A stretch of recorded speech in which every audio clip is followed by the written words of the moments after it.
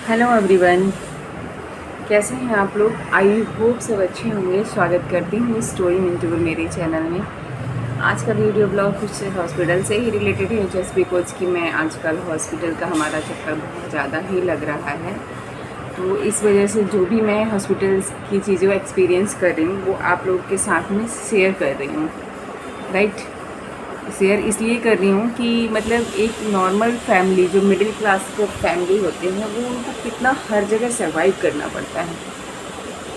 तो ये चीज़ें मैं शेयर कर रही हूँ कि कितना सही है और कितना गलत है। सही और गलत के मतलब में मेरा कहने का मतलब है कि देखिए, एक तो सरकारी हॉस्पिटल में अगर हम जाते हैं, ठीक है, तो पूरे दिन निकल जाता है वहाँ पे। आप लाइन में लगिए, यहाँ जाइए वहाँ जाइए, 2-2 घंटे 3-3 घंटे एक चीज़ों को दिखाने के लिए हमें लाइन में लगना पड़ता है, ठीक है। और हर एक डिपार्टमेंट की बात करें, मैं सिर्फ ये नहीं कह रही कि सिर्फ एक ही डिपार्टमेंट की बात करें। हर एक डिपार्टमेंट में अगर आप जाएंगे सरकारी हॉस्पिटल में तो ओपीडी के पास में लाइन में लगे, इतनी लंबी लाइन लगी हुई रहती है कि बंदा 1.5 घंटा 2 घंटा खड़ा ही रह जाता है। उसके बाद से नंबर आते हैं। अगर डॉक्टर ने दूसरे डिपार्टमेंट में भेज दिया किसी चेकअप के लिए, किसी टेस्ट के लिए, तो फिर उसके लिए भी आपको पूरे दिन मतलब पूरे दिन निकल जाते हैं।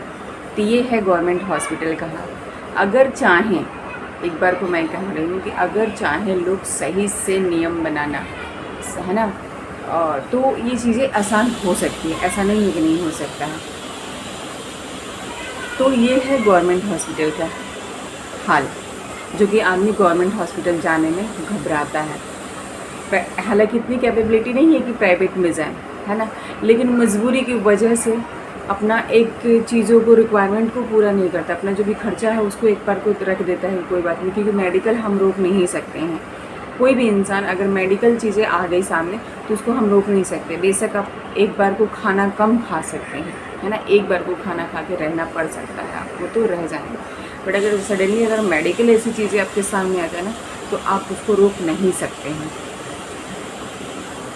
इन्हीं सबको ध्यान में रखते हुए जब अगर जैसे हम प्राइवेट हॉस्पिटल में भी जाते हैं, ऐसा नहीं कि प्राइवेट में नहीं जा पाते, जाते हैं, क्योंकि बच्चे हैं, हस्बैंड हैं हमें। तो मैं रहती हूँ गुड़गांव में, तो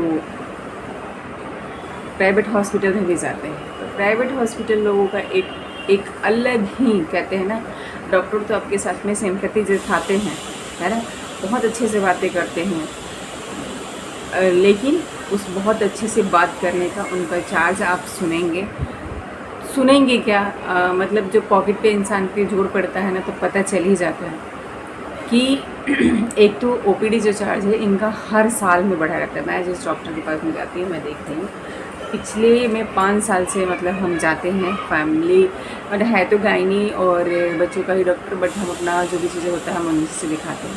तो हर एक साल में हम देखते हैं कि उनका ओपीडी चार्ज बढ़ा रहता है, ठीक है। दूसरी चीज़, ओपीडी चार्ज की जो लिमिट है वो उन्होंने पहले से अब कम कर दिया। जैसे पहले था 4 दिन 5 दिन होता, अब आप जाएंगे तो सिर्फ 3 दिन। आज फर्स्ट डे आपने दिखाया, सेकेंड डे आपको मतलब आप उस पर्चे पे दिखा सकते हैं तो ओपीडी चार्ज नहीं लगेगा। थर्ड डे आप जाएंगे तो नहीं लगेगा। फोर्थ डे अगर आप जा रहे हैं तो आपको ओपीडी चार्ज दोबारा पे करना होगा, तब आप जाके डॉक्टर से किसी चीज़ को लेकर कंसल्ट करेंगे। अब रही बात मेरा टॉपिक, इस टॉपिक पे बात करने का सिर्फ एक ही कंसर्न था। कंसर्न ये कि अगर हम डॉक्टर के पास जाते हैं, डॉक्टर बोलते हैं कि मिनिमम 3 दिन की आपको दवाई खानी पड़ेगी, ठीक है। 3 दिन या 5 दिन की आपको दवाई खानी पड़ेगी। 3 दिन तो खैर छोड़ दीजिए, 5 दिन ही होता है कि 5 दिन आपको दवाई खानी पड़ेगी। 5 दिन बाद आप दिखाओ, 3 दिन बाद आप पता करो। अगर 3 दिन प्रॉपर आपने दवाई दिखाओ, है ना, दिखाया, चौथे दिन अगर जाए तो आपको ओपीडी चार्ज देना पड़ेगा। तो थोड़ी तो इंसानियत रखो। ऐसा नहीं है कि सिर्फ वही रिपीट आपके पास में पेशेंट जा रहे हैं, और भी पेशेंट आते हैं। मैं डॉक्टरों से ये निवेदन करना चाहिए कि थोड़ा मिडिल क्लास फैमिली के लिए, थोड़ा गरीबों के लिए ये सारी चीज़ें सोचिए। मैंने एक वीडियो में ये भी देखा था कि लोग जब तक बीमार पड़ते हैं तो वो सीधे चले जाते हैं केमिस्ट की दुकान पे और वहाँ से दवाइयाँ लेके आ जाते हैं और खाते हैं, और जिसका नतीजा होता है कि उनको बाद में बहुत भारी नुकसान होता है ना, बहुत भारी बोल सकते हैं कि नुकसान ही होता है, अभी बहुत भारी चीज़ें झेलनी पड़ती हैं। ये चीज़ें बिल्कुल सही है, जो भी थोड़ा बहुत पढ़े लिखे लोग हैं ना ये चीज़ों को जानते हैं, बट पता है क्यों जाते हैं? किसी ने इस सब चीज़ों को नोटिस किया क्यों जाते हैं? रीज़न इज़ दैट कि डॉक्टर के पास वो जाएंगे तो जितनी की वो मेडिसिन नहीं लिखते हैं ना उतना उनका ओपीडी चार्ज होता है, ठीक है। आप मेडिसिन भी कमाते हो, है ना, और ओपीडी पे भी जो भी फीस होता है, जो कंसल्टिंग चार्ज होता है, उस पर भी आप लोग कमाते हैं। रीज़न यही है कि लोग केमिस्ट की दुकान पे जाते हैं, पुराने पर्चे लेके जाते हैं और दवाई लेके चले आते हैं, है ना। हर सीज़न में सिम्टम्स अलग होती हैं, बीमारियां अलग होती हैं, इन्फेक्शन किसी वजह से होती है, बंदा वो पुराना पर्चा ले जाके दवाई लेके चला आता है। वो जो देखता है कि हाँ ये चीज़ें है, थोड़ा सा नोटिस कर रहा है कि ये चीज़ें हुई थी, इसको पर्चे को दिखा के दवाई लेके चले।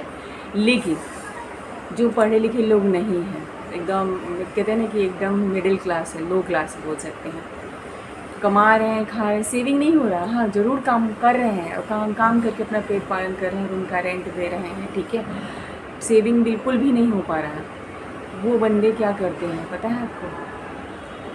मतलब ये चीज़ें डॉक्टर के डिपार्टमेंट वाले तो मैंने बहुत देखा वीडियो बनाते हुए कि देखते हैं कि बहुत अपना दिमाग लोग चला लेते हैं कि केमिस्ट की दुकान पे जाते हैं और वहाँ से दवाइयाँ लेके चले आते हैं और जिसका नतीजा होता है कि लीवर किडनी ख़राब हो जाती है। हाँ पता है, ये चीज़ें लोगों को भी पता है कि चीज़ें ख़राब होती है, लेकिन क्यों जाते हैं? रीज़न केमिस्ट वाले 2-4 रुपये, 100 रुपये 150 रुपये की दवाई दे देते हैं, 50 रुपये की दवाई दे देते हैं, बेसिक चीज़ें ठीक नहीं होती है, वो दब जाती है। लेकिन इस वजह से लोग नहीं जाते हैं कि ये डॉक्टरों के जो फीस होते हैं ना, इस वजह से वो लोग नहीं जाते हैं। क्या करें मिडिल क्लास? ये रीज़न होता है उनको केमिस्ट की दुकान पे जाने का, दवाई की दुकान पे जाने का, और कोई रीज़न नहीं होता। वरना हर किसी का मन होता है कि मैं डॉक्टर को दिखाऊं और दिखा के ही अपनी दवाइयाँ लेके आऊँ और मैं खाऊँ।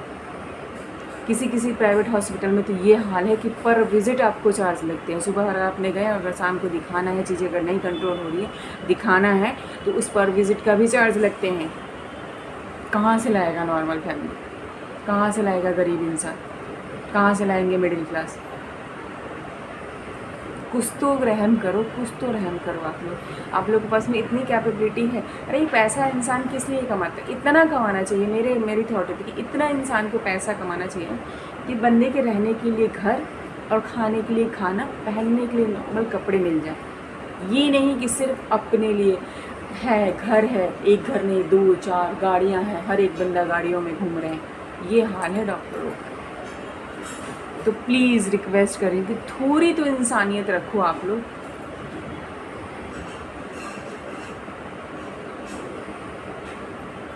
नेक्स्ट पार्ट में ज़रूर लेके आऊँगी। अगर वीडियो पसंद आए तो प्लीज़ लाइक कीजिएगा, चैनल पे नए हैं तो चैनल को सब्सक्राइब करना बिल्कुल मत भूलिएगा, और ज़्यादा से ज़्यादा वीडियो को शेयर करिएगा गाइस।